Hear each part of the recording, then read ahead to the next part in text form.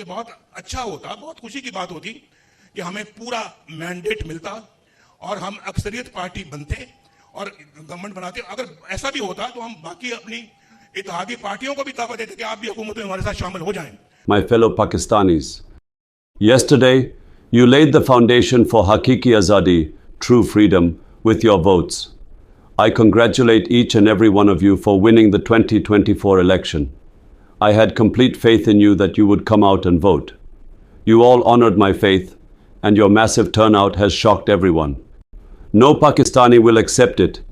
Even international media is speaking out against such absurdity.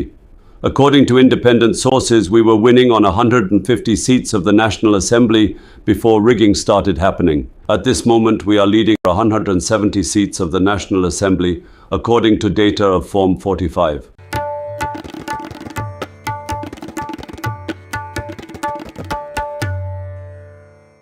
नमस्कार, the red mic दुनिया में आपका स्वागत है। मैं हूं सौरभ शुक्ला और मेरे साथ हैं सौरभ कुमार शाही। फिर से हम लोग आज बात करेंगे एक बहुत महत्वपूर्ण अंतर्राष्ट्रीय मामले की।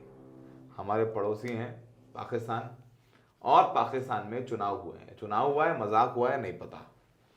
वहां 3 प्रमुख राजनीतिक दल हैं। पहली पार्टी नवाज शरीफ की पार्टी, दूसरी पार्टी इमरान खान की पीटीआई, और तीसरी जरदारी आसिफ अली भुट्टो और उनके बेटे बिलावल भुट्टो की पार्टी, इसका नाम है पीपीपी। 3 दल हैं। अब जिस हिसाब से चुनाव हुए और शुरुआती रुझान आए, लगा कि इमरान खान ने सबको पीट दिया है। इमरान खान जेल में, आप जानते हैं, जेल से चुनाव लड़ रहे हैं। लेकिन धीरे धीरे सेना की मदद से नवाज शरीफ आगे बढ़ने लगे। फिर भी अभी भी सिंगल लार्जेस्ट पार्टी पीटीआई है, जो कि इमरान खान की पार्टी है। लेकिन इतनी जबरदस्त रिगिंग चल रही है पाकिस्तान में कि उससे बड़ा जमहूरियत के साथ मजाक नहीं हो सकता। हमारे साथ शाही साहब है। शाही साहब, पाकिस्तान आप कई बार गए हैं, आपने कई बार चुनाव पाकिस्तान में जाके कवर किया। इस बार इंडियन जर्नलिस्ट को पाकिस्तान ने वीज़ा नहीं दिया है, तो जो आपके सूत्र हैं वो क्या बता रहे हैं कि किस कदर वहाँ बेईमानी चल रही है? देखिए, प्री पोल रिगिंग की तो हमने बात भी की थी। हम चाहेंगे दर्शक को कि वो वीडियो का लिंक हम दे देंगे, उसमें जाके थोड़ी और जानकारी ले लें कि चुनाव से पहले किस तरह से रिगिंग की जा रही थी। लेकिन जो चुनाव के दरमियान और चुनाव के बाद जो रिगिंग यानी धांधली की गई है, वो बड़ा इंटरेस्टिंग है, किस तरीके से कोशिश हुई। अब आप देखें, इमरान खान जेल में हैं, खुद उनको चुनाव लड़ना अलाउ नहीं है अपनी, मतलब खुद वो लड़ नहीं सकते, पार्टी लड़ रही थी। अब जाहिर है कि यानी रिकॉर्डेड मैसेजेस या इस तरह की कोई चीज़ है, उसी से अब रैली आप कर सकते हैं जब आप जेल में हैं।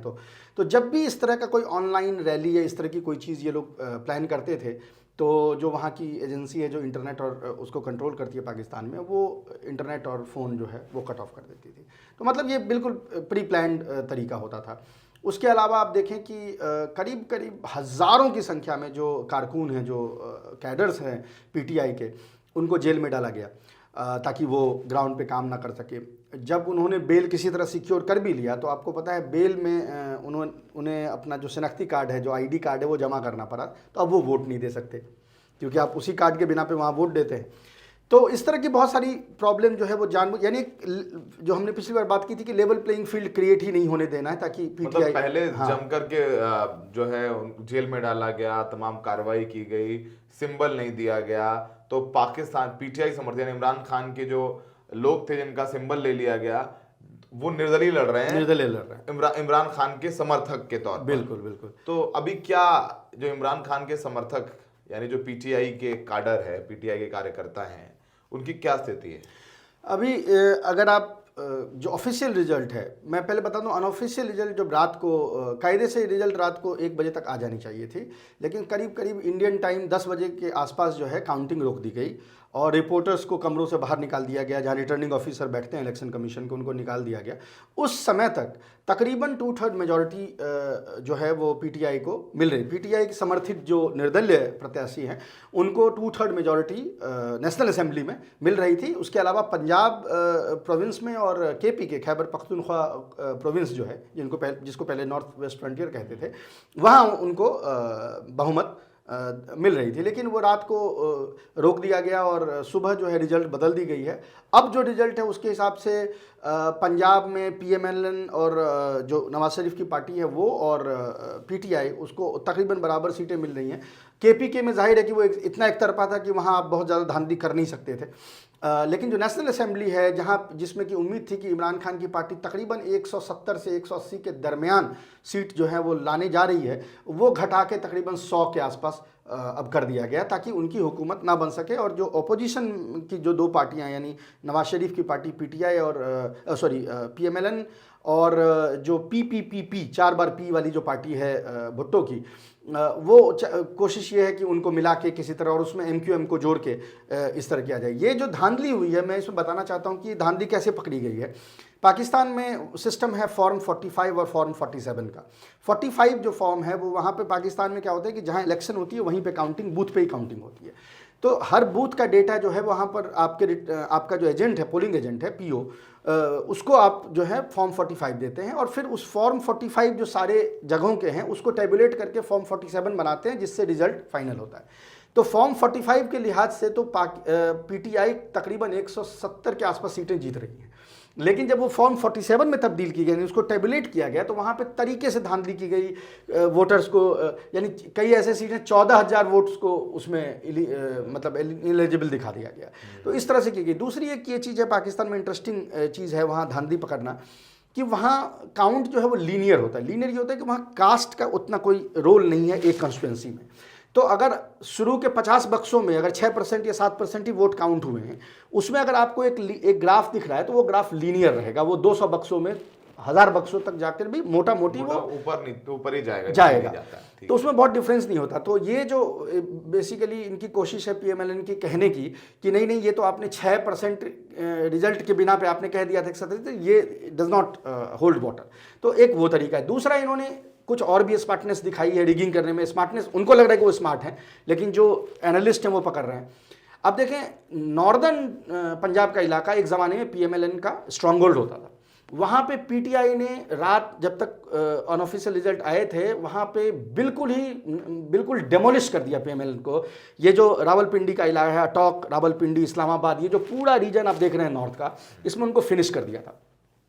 जो रात में धांधली हुई है उसमें PMLN को उन इलाकों से जीतता हुआ दिखा रहे, क्योंकि उसको सेंट्रल पंजाब और सदर्न पंजाब में तो आप दिखा नहीं सकते PMLN को जीतते हुए, नून लीग को जीतते हुए, तो उनके स्ट्रांग होल्ड से दिखा रहे। वैसे कराची में वहाँ पे MQM को सीटें, क्योंकि वहाँ एक ज़माने में वो सबसे स्ट्रांग पार्टी थी लेकिन इस बार हार रही थी चुनाव, तो उनको 10-12 सीटें दे दी गई ताकि विंडो ड्रेसिंग जिसको कहते हैं, उसको लगे कि मतलब एकदम से बिल्कुल ही बेईमानी नहीं करती है। हाँ, लेकिन बहुत ही वो क्लियर है, मतलब रिगिंग इतना क्लियर है कि अमेरिका को भी जिसने एक तरीके से सपोर्ट किया था इमरान खान के गवर्नमेंट को हटाने का, उनको भी मुश्किल पेश आ रही है। उनको भी लग रहा है कि मतलब इसको किस तरह से डिफेंड करें।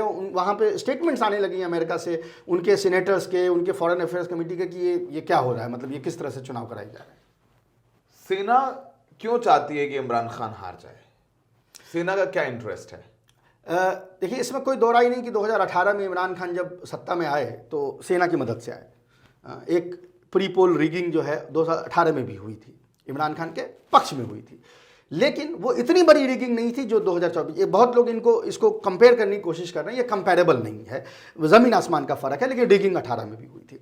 लेकिन एक अनकंफर्टेबल रिलेशनशिप इमरान खान और सेना का आज से नहीं, आज के 15 साल पहले से है। जिस ज़माने में ड्रोन अटैक अमेरिका करता था वज़ीरिस्तान, उसमें उस ज़माने में ये एजेंसीज़ होती थी, उन एजेंसीज़ पे जब वो अटैक करता था तो एक लौती पार्टी जो उसका विरोध करती थी वो PTI थी। तो वो कहती थी कि ये जो आपका कोलैबोरेशन है, यानी वो कहता था कि आपने वॉर को इंपोर्ट कर लिया है। जो वॉर अमेरिका और अफ़गानिस्तान का था उसको पाकिस्तानी आर्मी ने अमेरिका के साथ मिल के अपने घर में इंपोर्ट कर लिया।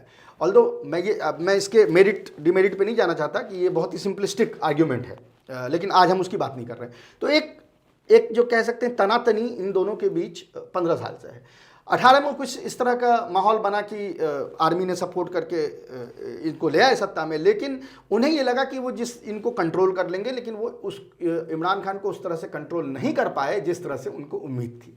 तो अब उनको लगता है कि अगर पाकिस्तान में आर्मी के डोमिनेंस को कोई बॉटम अप तोड़ सकता है तो वो पीटीआई तोड़ सकती है। और इस इमरान बात खान से, तोड़ हाँ, सकता और इस बात से वो जो है काफ़ी जाहिर है कि 70 साल उन्होंने रूल किया है, 75 साल, ऑलमोस्ट 70 साल तो किया ही है रूल सेना ने एक तरीके से, चाहे गैबाना हो या सामने आके हो। तो वो उनका जो शिकंजा है वो टूटता हुआ दिख रहा है, तो इससे काफ़ी वो घबराए से लग रहे हैं। काफी घबराए से लग रहे हैं। ये बताइए कि नवाज शरीफ साहब लग रहा है कि प्रधानमंत्री बन जाएंगे वहां, जी।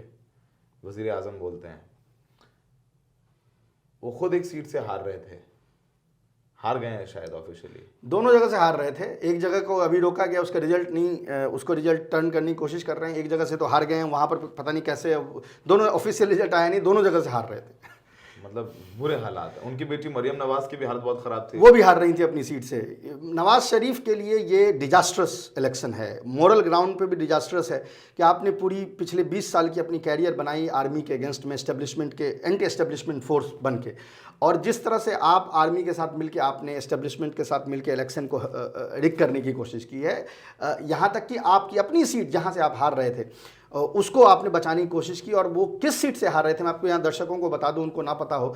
नवाज शरीफ जो हैं वो कश्मीरी मूल के हैं, और लाहौर का वो इलाका जहाँ कश्मीरी, गुज्जर और बाकी जो बहुत पहले, मतलब यानी वो कल्चरली पंजाबी हो गए हैं लेकिन वो कश्मीरी हैं एथनिक ग्रुप के तहत, वहाँ से लड़ते हैं, यानी उससे मजबूत सीट PMLN की हो नहीं सकती।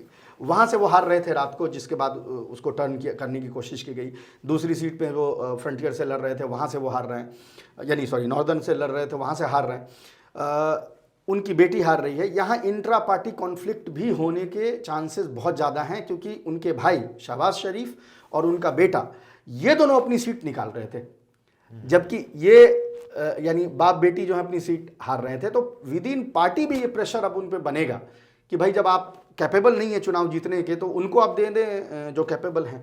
तो ये दो तरफा मार उनको इस तरह से पड़ रही है, और मॉरली तो वो इस बार डेमोलिश हो गए हैं। आई डोंट थिंक कि जो आगे की जनरेशन है वो नवाज शरीफ को कभी वोट देने वाली है। तो धीरे धीरे वहां की जनता भी ऐसा लग रहा है कि सेना के खिलाफ होती जा रही है। यही वजह है कि इमरान खान जो कि जेल में है और इतनी ज्यादा प्री पोल रिगिंग हुई, उसके बाद भी जनता ने कहा कि नहीं, हम ऑल्टरनेटिव हैं। जितनी तादाद में निकल के आए बहुत आश्चर्यजनक रहा। मतलब यूथ थे, वो कोशिश, मतलब आप देखें इलेक्शन के दिन फ़ोन बंद कर दिया गया, इंटरनेट बंद कर दिया गया। क्यों? क्योंकि आप ये देख ना पाएँ कि आपका वोट किस बूथ पे है। यानी आइडिया ये था, इसको वोटर सप्रेशन कहते हैं हम लोग पॉलिटिकल साइंस में। तो वोट सप्रेस करने की कोशिश की, क्योंकि उनको पता था एस्टेब्लिशमेंट को कि जितने लोग ज़्यादा निकल के आएंगे पीटीआई के जीतने के चांसेस उतने ज़्यादा हैं, तो वोट को ही सप्रेस कर दो। वो कोशिश की गई कि इंटरनेट बंद कर दिया। आप फर्ज करें कोई ऊबर लेके या वहाँ पर उसकी इक्विवेलेंट एक कंपनी है करीम, वो लेके अगर कोई आना चाहे आप नहीं बुक कर सकते। आप किसी को साथ लेके जाएं, आपको पता ही नहीं आपका वोट कहाँ पे है, किस बूथ में है। तो इस तरह की तमाम कोशिश की गई, लेकिन एक जो जवाब दिया है यूथ जनता ने दे दिया। मतलब कहते हैं ना, जनता ऑल्टरनेटिव बन जाती है। हाँ, मतलब उन्होंने ये बता दिया है कि ये अब नहीं चलेगा। इमरजेंसी वाला जो बिल्कुल ना कि सिंहासन खाली करो, जनता आती है। तो वही बात हो रही है वहां पाकिस्तान में भी। अब आगे का रास्ता क्या है? क्या अब जो रिगिंग हुई है, भाई मैंने वोट डाला, आपने वोट डाला, और आप जानते हैं कि बेईमानी से जीत रहे हैं नवाज शरीफ साहब, उनकी सरकार सेना बना रही है, जनता क्या करेगी? वहां भी तो मैसिव प्रोटेस्ट होंगे ही, और प्रोटेस्ट कर भी रहे हैं लोग, सड़कों पर आएगी जनता। देखो, प्रोटेस्ट तो जब सत्ता से, जब इमरान खान को गिरफ्तार किया गया तब से हो रही हैं, और उसका जितना दमन हो सकता है किया जा रहा है, अभी भी कोशिश है। बट इसमें क्या है कि और जो इंस्टीट्यूशंस हैं उनके भी एक्सपोज होने के चांसेस बढ़ गए हैं, खास करके सुप्रीम कोर्ट कमिशन तो एक्सपोज्ड है, ऑलरेडी है। लेकिन सुप्रीम कोर्ट जो उसके जो अभी चीफ जस्टिस हैं फैज ईसा साहब, उनकी लड़ाई, पर्सनल लड़ाई जो है इमरान खान से थी, और इमरान खान की जब हुकूमत नहीं रही तो वो चीफ जस्टिस बने हैं, और उनका एक अपना इमेज है, वो कोशिश करते हैं बताने की कि वो रूल ऑफ लॉ को फॉलो करते हैं, और वो उनका एक तरीका है मीडिया में अपने आप को प्रेजेंट करने का। अब उसका टेस्ट आ गया है, यानी ये फॉर्म 45 और 47 के बीच जो ये डिफरेंसेस हैं, इसको वो कैसे जस्टिफाई करेंगे, उस पर वो क्या वर्डिक्ट देंगे, क्योंकि आज ये कोर्ट में जाएंगे जब हम ये वीडियो रिकॉर्ड कर रहे हैं। इस दरमियान में पीटीआई के लोग कोर्ट में जा रहे हैं उसको लेके। आइंदा हफ्ते में या इसी हफ्ते आपको पता चल जाएगा कि इस पर क्या वर्डिक्ट्स आई हैं। तो जो बाकी इंस्टीट्यूशंस थे वो तो कोलैप्स्ड थे, लेकिन जो सुप्रीम कोर्ट में खासकर जो करंट चीफ जस्टिस हैं, उनका जो एक दम्भ था, उसका भी एक टाइम टेस्ट आ गया, उसका वक्त आ गया टेस्ट करने का। तो देखते हैं उस पर क्या वर्डिक्ट होती है, फिर जैसा होगा फिर हम आगे और वीडियो करेंगे अपने दर्शकों के लिए। मतलब ये तो बात तय है कि अगर इमरान खान आते तो सेना के लिए बहुत डिस्कम्फर्ट रहता, और जिस तरीके से सेना अमेरिका से कंट्रोल होती है, अगर ये कहूँ कि अमेरिका का काफ़ी डोमिनेंस रहता है पाकिस्तान की सेना में, अगर सेना उनके प्रभाव में रहेगी यानी पाकिस्तान की हुकूमत उनके प्रभाव में रहेगी और पाकिस्तान में वो मजबूत रहेंगे, तो चाइना के खिलाफ या अफगानिस्तान के खिलाफ अमेरिका एक अच्छी पोजीशन में आ जाता है, उसका एक स्ट्रेटेजिक पार्टनर है पाकिस्तान। तो वो सारी गणित जो है समझ में आ रही है हमें। और जिस तरीके से जब रशिया और यूक्रेन का युद्ध शुरू हुआ था और इमरान खान पुतिन से मिलने गए थे, रशिया मिलने गए थे, तो वहां से चीजें इमरान खान के लिए खराब होने लग गई। तो खैर इमरान खान का साथ सेना ने 2018 में दी और आज सेना बिल्कुल एक तरफा नवाज शरीफ को जिताने के लिए, प्रधानमंत्री बनाने के लिए लगी हुई है।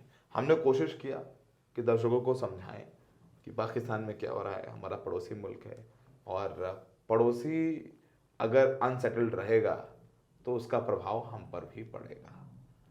और डेमोक्रेसी पाकिस्तान में है, और डेमोक्रेसी का जिस तरीके से मजाक उड़ रहा है वो समझ सकते हैं कि अब जो जियो पॉलिटिक्स है वो कितनी बदल रही है। तो आगे और अपडेट के साथ आपके साथ हाजिर होंगे। आज के द रेड माइक दुनिया में इतना ही है। हमने बताया दर्शकों को कैसे पाकिस्तान में चुनाव के नाम पर मजाक हो रहा है, बेईमानी हो रही है। धन्यवाद।